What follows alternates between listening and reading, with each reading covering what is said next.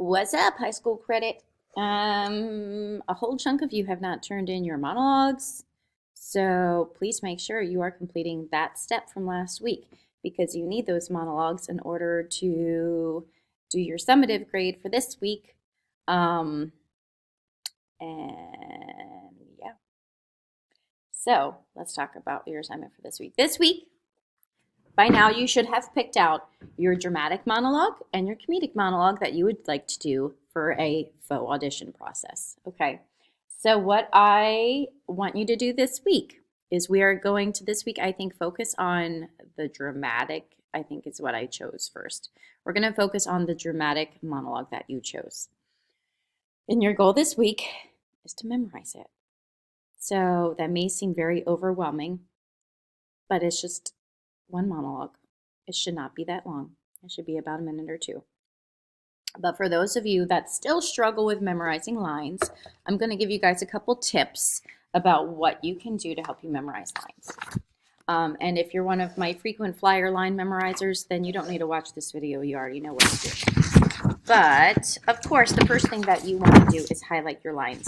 So if you're at home and you have not been able to print out a copy of your lines, my best recommendation would be that you take the time to very neatly write your lines down, excuse me, and then highlight them in not too dark of a highlighter. Don't do blue or purple. Do something like yellow or pink, something bright, okay? And then do yourself a favor and take a couple screenshots that are really good and clear, or not screenshots, but take a couple shots of the monologue. If you're just taking a screenshot of something that you found on your phone and memorizing that way, it's going to be really hard. It's hard to see. You can't write on it. And it's just going to be a pain in the butt for you to keep going into your phone and referring to it that way. So don't do that to yourself. You may also need to use your phone to help you with memorization. So it's going to be easier for you to have a written copy of your script and do the memorizing that you need to do in your phone. So like I said, first thing you want to do is highlight your lines once you've got them written down. The next thing, especially with a monologue, is to memorize things in small portions. So the first thing that I would recommend you do is kind of read through the monologues that you chose a lot. Get really familiar with the content. I'm not saying you memorize it at this point, but get familiar with it. Get familiar enough that you can sit there and be like, okay, this is the beginning. This is the intro. This is the first thought. And then this is a new thought. And you kind of go through and you create little blips and little sections within the monologue. This is very organic to you and to the monologue itself. So there's no real way that I can like teach you how to do it, except for you might define the sections based on different emotions. You might base it on the different topics that they're talking about. You might base it on just the rhythm of how it's written and think like, oh, well, this makes sense together and this makes sense together. And often those sections are defined by punctuation. So you can look for an exclamation mark or a question mark or something to help you be like, okay, here's the end of this section, and then move on. So you're going to take those little chunks of the monologue and you're just going to focus on that first little chunk that you create within the monologue. You start with the first sentence within that chunk, and then you memorize that first sentence. Then you go on to the next sentence and you memorize that sentence. Before you move on to the third sentence, you go back and you add those sentences together and you do it all until you feel really comfortable with that section. And then you go and you add the next sentence from that one. And then you do not move on to the rest of the monologue until you're like, yes, I got this little itty bitty section. I'm good to go. Okay.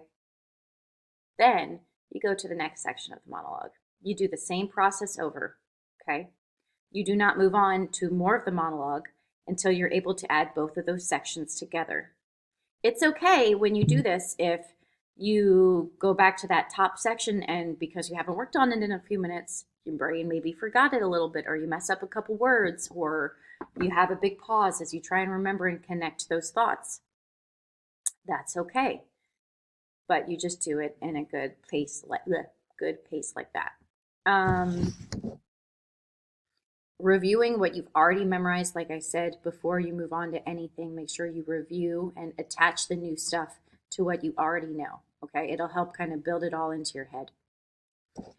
Another thing is to practice saying those lines out loud. Now, this week, your video that's due, you're just saying those lines. You're not acting them yet. You're just saying them. Okay. So it's just being able to like hear it over and over. And my recommendation would be, a great way to do this is to record it on your phone. Record yourself talking. You can record your face and you saying it, or if that makes you uncomfortable, just do a voice recording and hear yourself saying it over and over and over again. It's very uncomfortable when you first do that, but my recommendation would be, don't put any acting into it, because if you act and you're listening to yourself over and over again in the acting, you're going to judge yourself and you're going to feel bad and you're going to feel like you can't do this. So don't do that.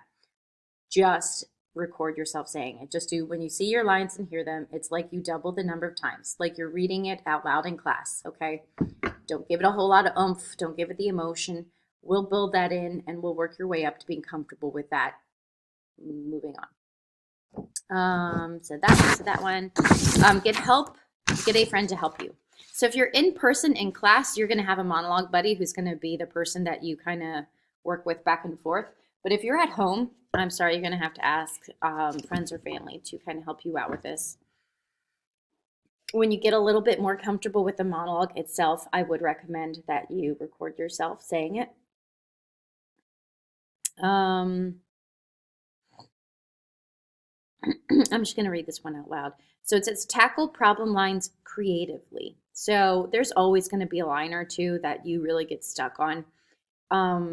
It may not be because it's a difficult line. Maybe you just flub the words all the time, or you feel like it should be something else and it's not, or you just can't connect the dots between like what you said before and what you need to say next. And so it's just really throwing you off and you can't remember.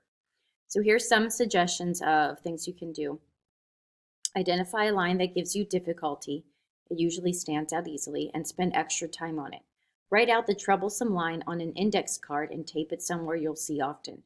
Your locker door, you guys don't have lockers, your bathroom mirror, your computer monitor. Challenge yourself to review the line every time a plane flies overhead or you stop at a red light. Set a timer such as 444 when you stop everything else and work on that line.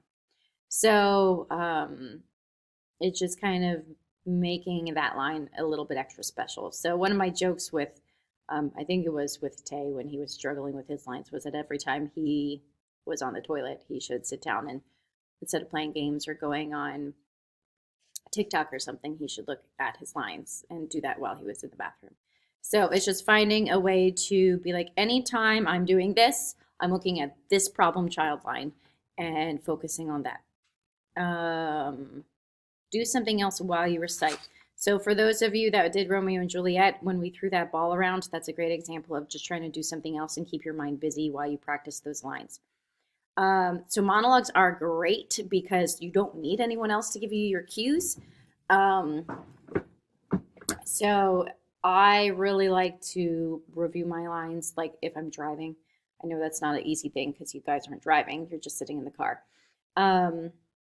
Or if you're like out riding your bike or your skateboard or something, even if you don't want to have people see you talking to yourself, that's okay. You can just do it in your mind. If you're a weirdo like me and you don't care people see you talking, go for it. Walking the dog is a good time. If you can get friends or family to play frisbee or ball with you, that's, like I said, a good thing. Painting, if you're into drawing or painting, that's a great, just really chill way of reviewing. And the reason you want to get in the habit of like doing your lines while you're multitasking is because being up on stage, for those of you that know, is a form of multitasking. You get to a point where you don't even think about your lines anymore. You're just doing them because you're doing lines and you're reacting and acting and you're making sure you're doing your blocking correctly and you're making sure your group is all saying their right lines and or your cast, and that the tech is right, and you're keeping an eye out for anything that might go wrong so that you can save the show, and you're doing all of these things. So whether you're doing a monologue or you're in a show with a bunch of people, that's a really good thing to get in the habit of, is being able to do your lines so well that you can do them and do something else at the same time. So that's a great one. Another thing that I highly, highly recommend when you're trying to learn lines is to review them right before you go to bed. So, at whatever stage you're at in the learning process, and whichever of these techniques works good for you, do that technique right before you go to bed. It can be something as simple as holding the script and closing your eyes and saying the lines and looking at the script when you need to. It can be listening to the audio recordings that you make on your phone. It can be sitting down with mom or dad or brother or sister and running your lines real quick before you say goodnight. Um, Anything like that. Those things really, really help.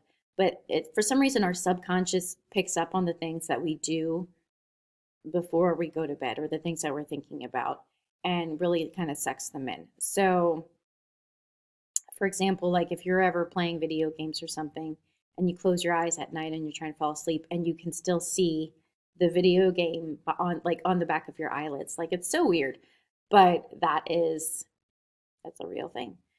So, sleeping on it, definitely. Work all those lines right before you go to bed.